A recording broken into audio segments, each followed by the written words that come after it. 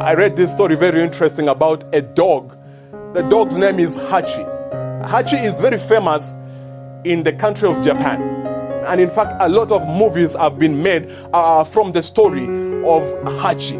And even Hollywood have captured this story and they made a movie about Hachi.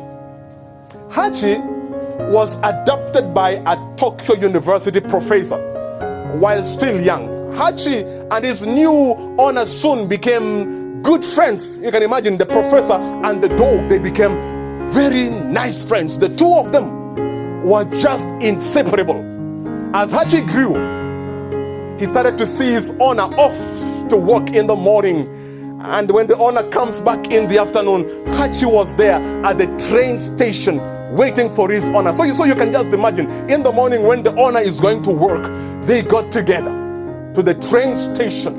And when the owner is coming back, the master is coming back later, Hachi is there waiting faithfully for the master. But on May 21, that is 1925, this is a very old story, but true story. Only 2 years after Hachi was born, Hachi was on time to wait for his dear master like he did every other day. But on that fateful day, his owner never showed up. Hachi waited, but his owner never showed up.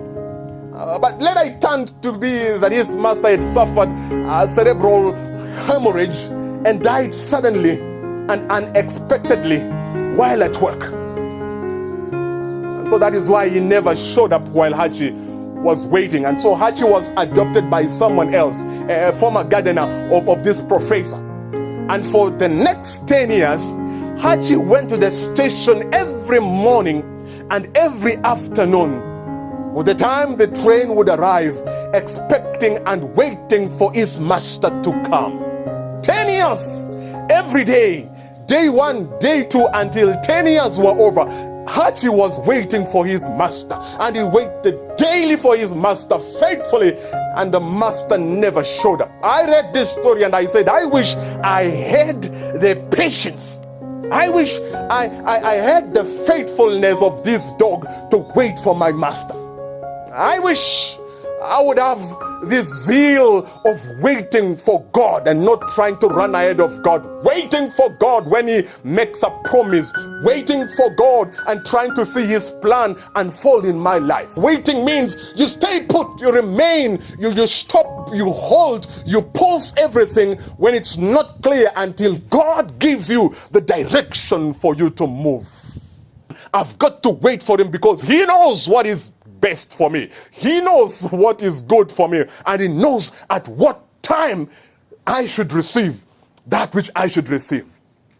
You could be infertile, try to get a child but it's not coming, or you could be inactive in a way, or you could be in a limbo, or you could be between jobs. You don't know what is going to happen next to you. Got no job, or in search of health or help or a house or a spouse.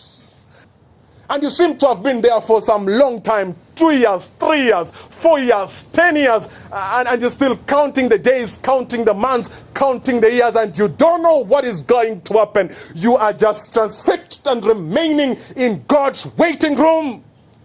The psalmist says, weeping may endure for a night, but joy comes in the morning. A better day, a better dawning. My friend, hold on. Keep staying in God's waiting room. Keep waiting, my friend. Don't grow tired. Don't grow bitter, because your miracle is on the way, my friend. Your health is coming, my friend. Your job is coming. Your salvation is on the way. God has already dispatched solution for your problem. Sometimes we move and we don't really wait for God. And when our blessing and the answer comes, then we have already gone and we left the answer and it misses the target. This is the Upward Way, edifying, elevating, and educating.